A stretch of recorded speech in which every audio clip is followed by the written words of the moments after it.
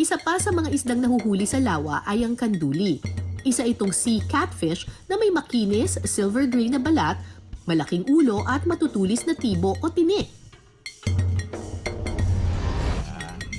At yan ang susunod na huhulihin ni Shane. Wait lang po, yan nakakatakot. Gusto mo, upo ka. Sa paano ako upo? Wait lang ha? Pwede pa ganyan.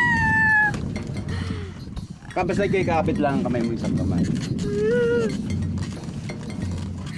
Kita nyo guys kung gaano kahirap yung mga ginagawa nila.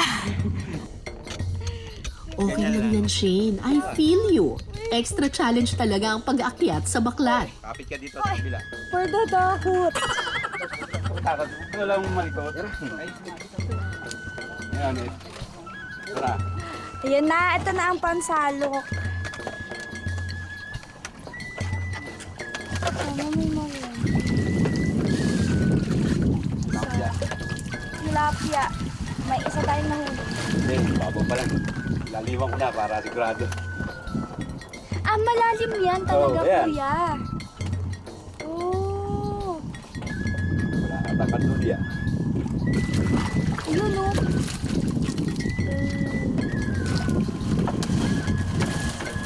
Hirapan nata tayo manghuli. Puro tilapia. Puro tilapia. Nakakailang isda po kayo kada araw? Conforme po sa laman. Conforme sa laman. Kumanda. Teka, Shane, mukhang dinadaan mo ata sa kwento si Kuya para hindi ka pagsalukin sa baklad. Ah, mas madali pong manghuli sa gabi. Naku, Shane, mukhang tinaguan na ata kayo ng kanduli sa haba ng usapan ninyo ni Kuya. Maya-maya pa, Ito na, ang ating hinahanap. Ay, ano yan? Bumalik. Oh, ang laki!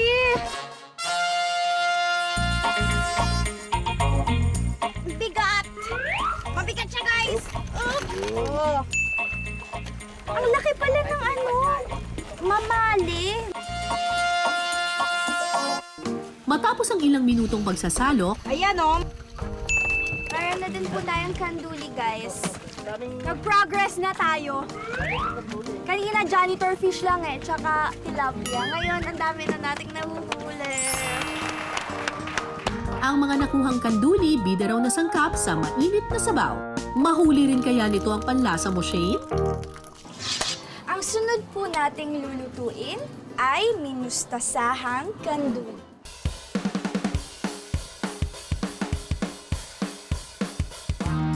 Sa kaldero, igigisa ang bawang, sibuyas at kamatis.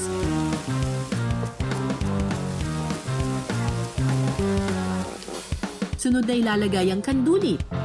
Titimplahan ito ng patis at bahagyang igigisa. Takpan at hayaang kumulo ng 5 minuto. Kaya siya. Pagkatapos, ibuhos na ang burong mustasa. Lagyan ito ng siling haba at siling pula.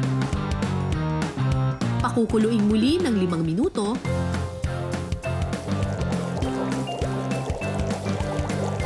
At saka ilalagay ang labanos, okra at seasoning.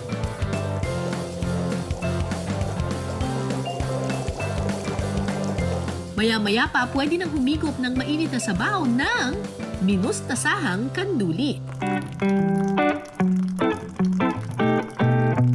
Very curious talaga ako sa kanduli kasi never pa ako nakatikim. Tapos, syempre, ano, 'di ba? Mostly ang sinigang sa miso, mga ganun. Very new siya sa akin, yung sinigang na mustasa. Guys, magkakamay na ako kasi mas masarap kumain ng nakakamay.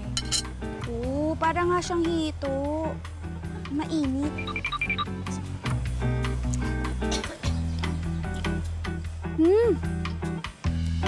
Ang sarap. Hindi siya masyadong maasim, hindi din siya matabang. Saktong-sakto lang siya, tsaka lasang-lasa mo yung mustasa. And isa pa, ang sarap nung kanduli. Para siyang para siyang baboy. Sarap siya, guys.